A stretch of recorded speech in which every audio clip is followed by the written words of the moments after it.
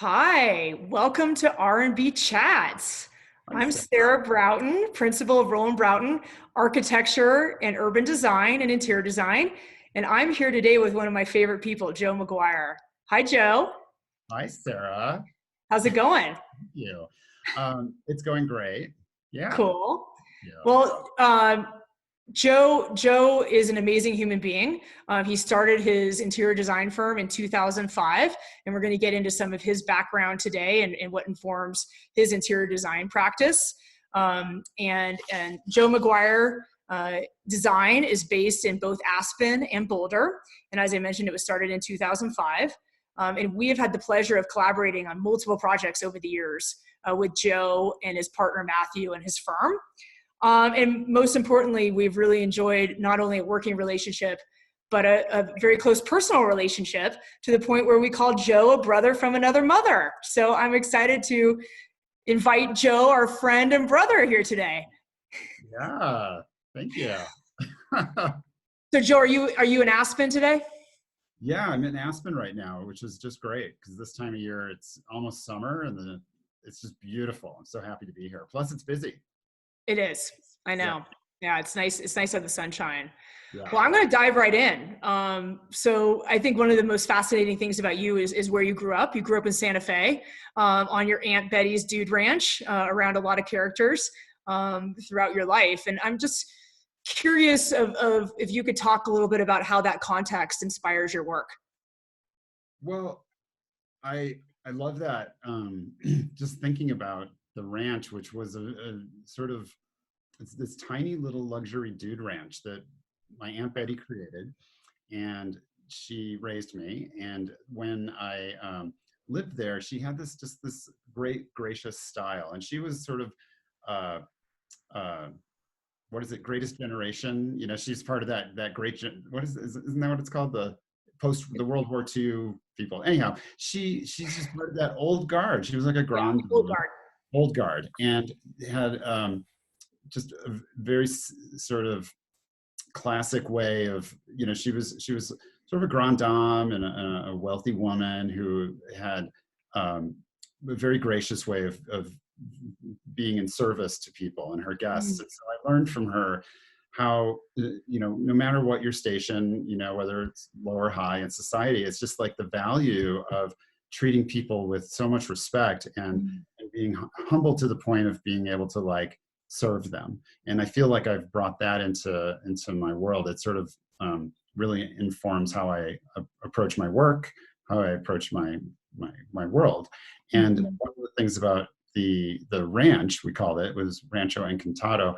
It was such a beautiful, exquisite place in a different era. You know, it was the 60s, 70s, and 80s, and it was just a quieter era, and it was a place where movie stars would go, and, you know, royalty, Princess Grace, and all these people, and they loved the quiet little dude ranch, that this oasis that Aunt Betty had created. So I think it's the elegance of that space and the service that was there. Plus, it was just in a beautiful natural setting. You know, just a gorgeous place. It's amazing. I think there's probably a lot of people that are yearning for that, especially today, right? Going back to that style of hospitality, where it is slower, where it is really rooted in the land, and smaller, right? Not a way to get away from the cities and the masses. So she seemed to be ahead of her curve. That's so interesting. Yeah, like, I mean, you know, you do these hotels, so you've got your finger on that pulse. But I think in my own just personal experience that when we're out traveling, when we're able to travel, that's what we kind of aim for. You know, we love the sort of the exquisite sort of personal touches that you get in that kind of thing, and also just the ability to be catered to in a hotel, which is such a luxury and such a comfort, but then also be in a natural setting that feels, you feel close to it. You feel closer to it than when you're at maybe a big resort. Hmm. Yeah, I think, how do you scale that? How do you scale that personal touch? You've been growing your firm and your work has expanded beyond Colorado, and you can't be everywhere at once, right? So what are some things that you do to bring that hospitality into your work? Well, I mean, I think as any business owner, a real key is to sort of bring in your team and bring your team members up and sort of mentor them and get them to sort of learn how you think and learn how I think and learn how I do things and learn how I approach problems and learn how I approach, service and all of that. And I feel like that's very challenging, but it has rewards over time. And I think that's great. In terms of like, I think it's like what I find more and more is that my role as the designer, interior designer, we do mostly residential, is the client forward. Like I'm client facing person. So I spend a lot of my time just like checking in on clients and talking to them and having fun with them and seeing how they're doing and doing silly things with them. Like, I've been doing some e-design with some of our clients who are sort of quarantined in other places. And so it's been kind of fun just to get to hang out with them because I miss them right now. Yeah. That's awesome. Yeah. That's great. Well, after Santa Fe, right, you moved to the East Coast, and studied literature and art history, and then went on to New York to work with Christie's. What is that background? How does that inform who you are as a designer? And what parallels do you bring into your work from that experience? Oh, wow. It was such an interesting period. I mean, going to school and studying art history, it was kind of leaving the beautiful environment of Santa Fe and I went to Philadelphia to college, which is a lovely city, but it was at the time, this is in the 80s, it was a little rough where I was. And it was just such a culture shock, but it was kind of fun, kind of edgy. But then going to New York, it was sort of a stepping stone for me, just emotionally, to be able to like get to New York after that, to kind of build up my courage. And then I worked at Christie's. I got this job there, and I was only there a few years, but I was immediately like handling art. I was in appraisals, so I got to work with all these experts from the different departments.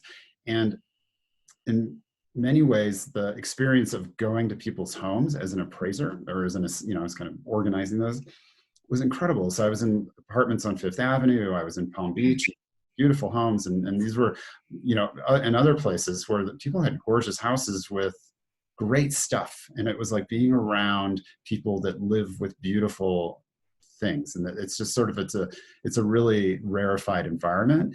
And it was just incredible. So, I mean, I really ate it up. I was a little precocious, I think, at the end. I have the image of you. You talk about living in Alphabet City in the '80s, putting on your suit and walking out the door, and yeah. Alphabet City is not the same today as it was then, and going to Christie's. So that's an image I have of you. Yeah. Well, so with these different backgrounds, right? It really, I think, helps define, it always does, our context, to find who we are. And we've had many conversations over the year kind of about your philosophy about spiritual design and Zen design. And your life and business partner, Matthew Tenzin, is a former Buddhist monk. And we've had a lot of conversations with him and what that brings to your practice. Can you tell me more about that design philosophy? Yeah, it's for me personally, I feel like having grown up in Santa Fe in the spareness of the desert, like my influence from Santa Fe wasn't, coyotes and pink and turquoise or whatever, all that sort of Santa Fe style. It was more the spaciousness of the environment and the simplicity of the desert, the kind of roominess of it visually, and the gorgeousness, just sort of my connection to nature, I guess, going back to the hotel conversation we had earlier. But it's like, in our interior design, I love the idea of the environment of the interior feeling in relation to the environment of the exterior. And I think, and part of that is how it's in context with the architecture, because that's sort of part of the environment. And then the exterior is, you can't get more beautiful than nature. So not competing with it, but creating a space, a very comfortable, nurturing space for the person living in a home that allows them to connect to nature. So we do that in many ways, whether it's just utilizing light and space and openness with windows and indoor outdoor living and all of that, which is so popular. And it's in terms of the the spiritual aesthetic of it, Matthew can speak much better to it than I'm able to. But he he and I both sort of look at the value of a space that's serene and Mm. yet it has a little whimsy and has some, like especially with the artwork and just things that kind of stimulate at the same time. So it's not just a totally like blank canvas or a room with a tatami mat, which I do like, but it's having a little like, kind of like treasures and personal objects and all of that history. Yeah, So sort of layering. But what does timeless mean to you? Because when I look at your work and when we've collaborated together, there's certainly a timelessness to what you're doing. When we talk about that, what does that mean to you? gosh, I think, well, on one hand, I think of good design or very good design perhaps as being good for the environment. Like it's like there's so many homes that I go into, and maybe you probably do too, where you've seen it was done like 10 years ago. And it's so of that moment, and then you just have to like tear it all out. Well, you don't have to, but we want to, because it's like we want to create a more timeless design and a Yeah. more clean space and something that might last a while. And I feel like that what we're doing, hopefully, is more timeless, is more simple, and is more of a blank slate that can evolve over time and can, things can get changed out, like throw pillows or small things that don't necessarily clutter up a landfill, versus like having to, do something that when you do a design that's so trendy and of the moment, and then 10 years from now, it looks kind of dated and not in a good way necessarily. So I think that, and I think that also the just the level of care and attention that goes into the decisions, the design decisions. It's such a painstaking process, and especially to make something look so simple. It's sort of Effortless. effortless. Yeah, I mean, it's so much effort. So it's kind of like creating things that feel that they're not disposable. Mm-hmm. I guess is that, I don't know if that's qualified. Yeah, I mean, we often say the most sustainable thing you can do is build to last, right? You do great timeless design, to your point, that doesn't need to be redone, in a short time period. And maybe it's just a few little refreshing things, but that is ultimately one of the most sustainable things we can do as architects and designers, is I think embrace of, that.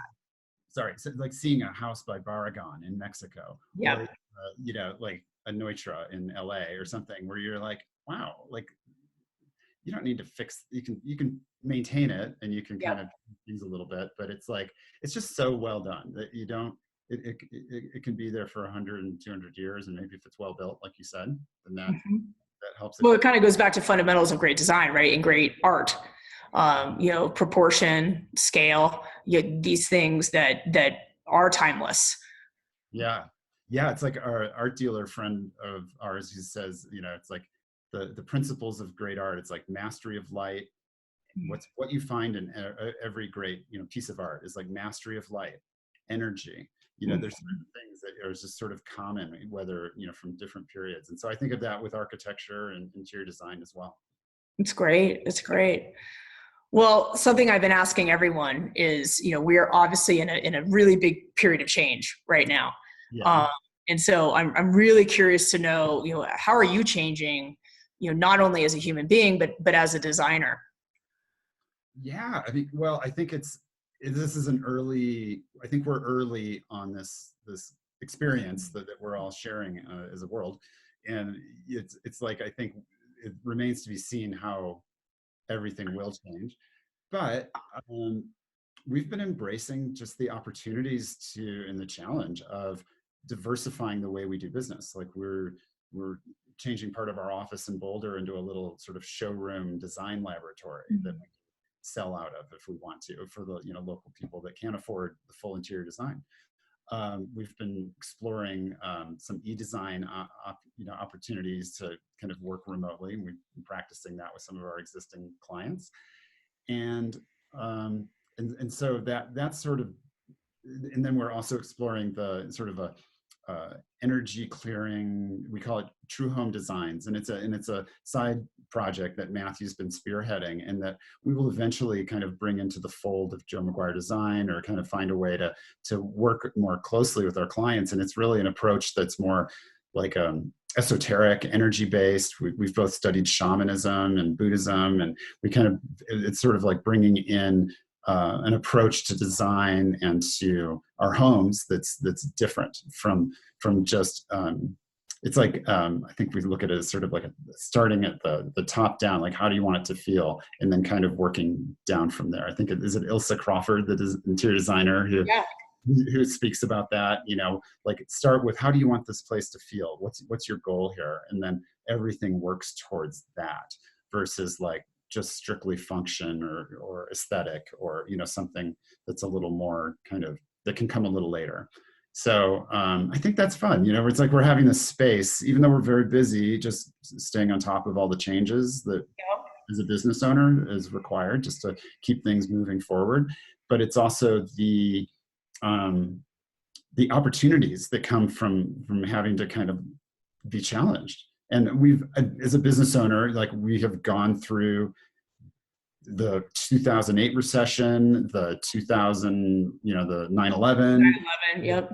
These things have been big disruptions, and at the time seemed sort of insurmountable, and yet somehow made it through. It's still here. So it's like I feel like that history is encouraging for me, because it gives me a sense of optimism that I don't know how our firm's gonna look out of this, but hopefully stronger.